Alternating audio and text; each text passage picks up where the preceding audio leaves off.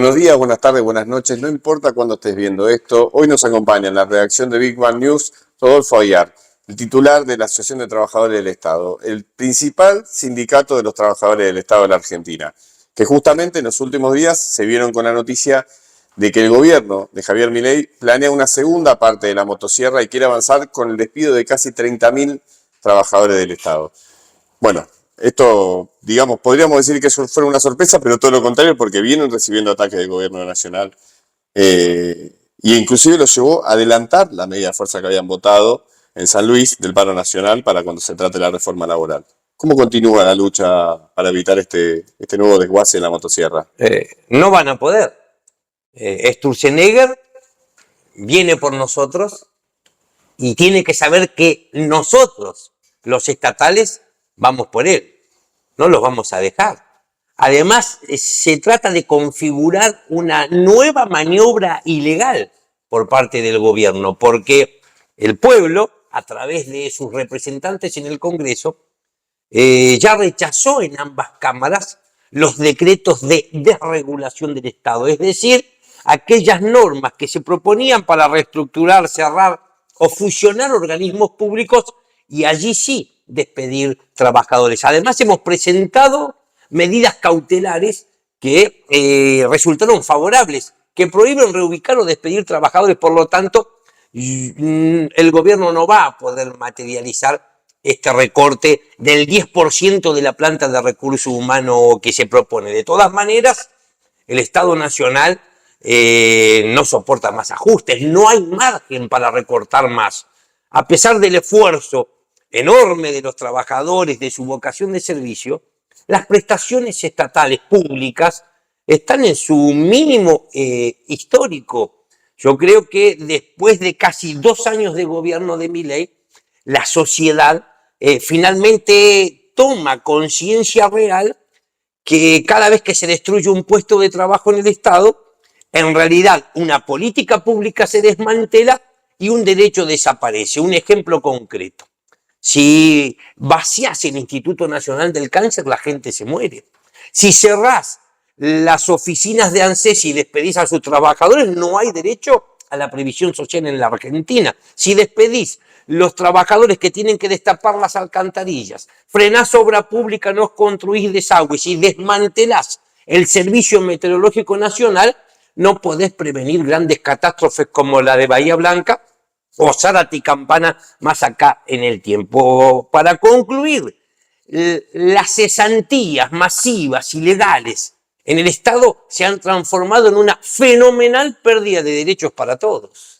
Pero Rodolfo, usted dice que el gobierno no puede avanzar en esto y obviamente que lo van a enfrentar, pero se encuentra como amparado en un resultado electoral que pareciera que un sector de la población le dijo avance presidente con la motosierra. ¿Cómo lo ven como dirigentes estatales?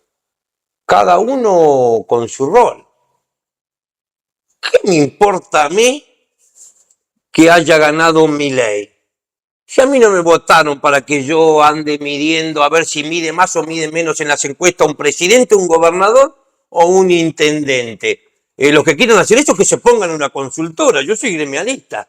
A mí me votó casi 500.000 de estatales para que si mi empleador osa atacar los derechos de las trabajadoras y los trabajadores, o como está ocurriendo ahora, gobernar contra la Constitución Nacional y al margen de las leyes, yo me paro enfrente. Y es eso lo que estamos haciendo.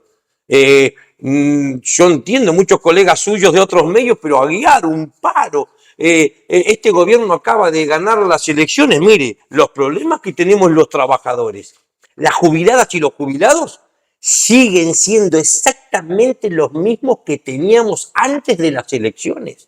Los mismos problemas que teníamos y que padecíamos el 25 de octubre. Por lo tanto, yo creo que apenas se termine de aplacar la polvareda electoral, la conflictividad va a volver a crecer y, por supuesto, el gobierno va a volver a entrar en crisis. Esto que usted marca de periodistas que dudan de la necesidad de un paro por la victoria electoral, también se manifiesta hacia dentro de la conducción, por ejemplo, de la CGT, que muchas veces evita dar peleas, evita dar discusiones, pero en el caso de trabajadores del Estado, recientemente, por ejemplo, el Hospital Garrahan, dio una demostración de todo lo contrario, ¿no? Se enfrentó a una gran medida de fuerza, dio una gran pelea y consiguió un gran aumento salarial. ¿Cómo es esto? ¿Es más por el lado que dice la CGT o por el lado que dicen los trabajadores del Hospital Garrahan? Esa reflexión es muy importante. Nosotros también hacemos goles, también ganamos. Hemos demostrado con lucha, a partir del Garrahan como un ejemplo, pero muchos otros, que ni Milei ni su gobierno son invencibles. Vinieron a quitarnos el derecho de huelga, recuerde, y no pudieron. La justicia nos dio la razón. Nos quisieron a nosotros quitar el día del empleado público, no pudieron.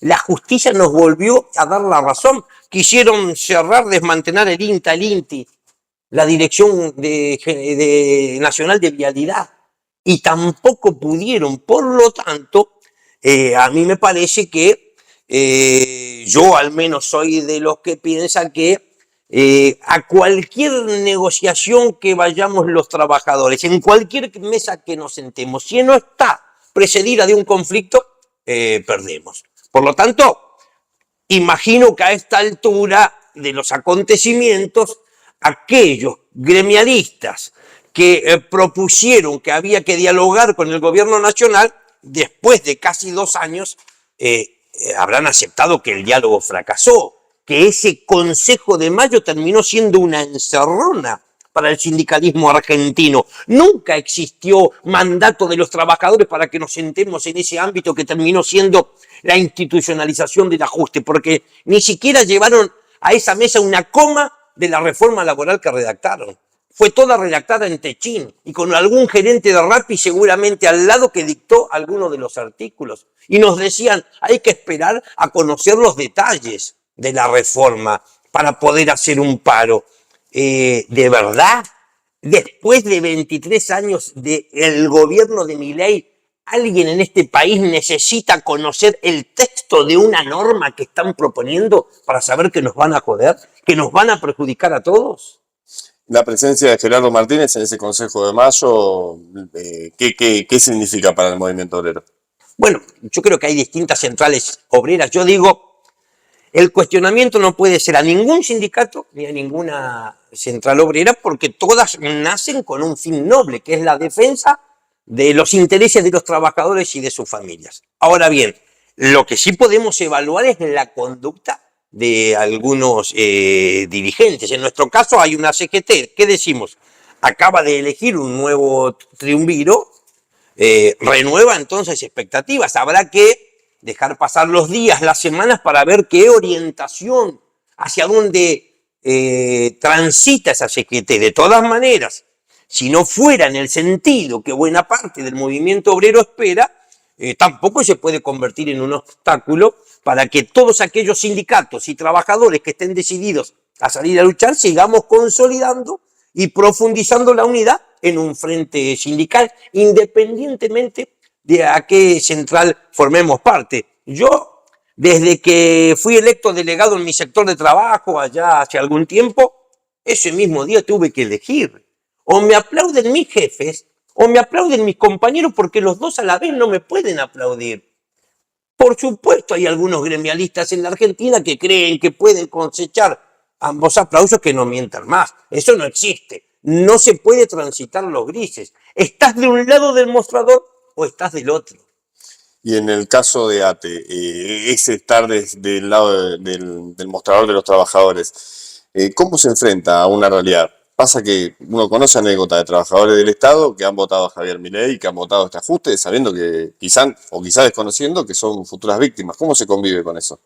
Bueno, sin lugar a dudas, es un enorme desafío el que tenemos por delante. En el balotaje del 2023, un estudio razonable daba cuenta que el 48%, es decir, casi la mitad de las empleadas y los empleados públicos habían votado por el presidente Milei. 2 años después, esa realidad ha ido modificándose. Nadie puede votar por su verdugo, pero sin lugar a dudas que tenemos que realizar algunos análisis. Y mire, fuimos convocados por la Secretaría de Género y Diversidades de nuestro sindicato a una suerte de conversatorio. Yo no me olvido más, se denominaba el silencio de los hombres. ¿Qué se explicó? que el 56% de los varones votan a Milei, mientras que en las mujeres eso cae al 36%, es decir, somos los varones los que estamos votando a este presidente. Tenemos el desafío, las organizaciones, todas, de habilitar ámbitos institucionales de diálogo entre varones para ver qué nos está pasando. Nosotros somos los responsables de este presente, en mi caso, juzgo, gris, tenebroso para nosotros y para nuestra democracia. También entre los trabajadores se puede considerar un retroceso en la conciencia respecto a la organización sindical. Hay muchos más cuestionamientos que en otra época, y quizá los cuestionamientos serán quizá un tipo de conducción. Uno se encuentra con trabajadores que deciden no sindicalizarse, que lo consideran como parte de este desgaste que tiene la democracia. ¿Cómo se lidia con eso desde la organización sindical que encabezás? La iglesia primero, o la justicia primero y la iglesia después. Creo que después viene el sindicalismo. Hablemos de todas las instituciones y también del periodismo. Se pone lindo, ¿no? Porque estamos todos bien desprestigiados en esta Argentina. Bien, ¿yo qué digo? Tenemos que avanzar en una reforma sindical. No tenga dudas el que el sindicalismo ha ido perdiendo a pasos agigantados confianza de parte de la sociedad. Que tenemos responsabilidades. Ahora, esa reforma sindical no lo quiero ver a Tetaz proponiéndola porque no laburó ni media hora para nadie en su vida. La que la tenemos que proponer las trabajadoras y los trabajadores. No tiene que ser muy exigente, porque muchos colegas míos, incluso cercanos, con esto se enojan, pero yo propongo una reflexión. Pasaron 40 años de democracia. Cualquier funcionario o funcionaria pública que llega a un cargo tiene que presentar una declaración jurada de bienes e ingresos. Los sindicalistas no. Es decir, que cualquiera que pasa por la vereda no tiene derecho en la Argentina a conocer en qué auto anda, en qué casa vive, cuánto gana un sindicalista, cuál es el ingreso de un sindicalista en su grupo familiar. Me parece que eso tiene que cambiar, que necesitamos llevar adelante una reforma que nos permita recuperar confianza de parte de la sociedad. Ahora también tiene que ser con nuestra actuación.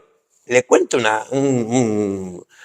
un secreto. Vio que cuando apenas asumió Milei, la CGT, no sé qué le pasó, que se le dio por hacer 2 paros medio seguidos.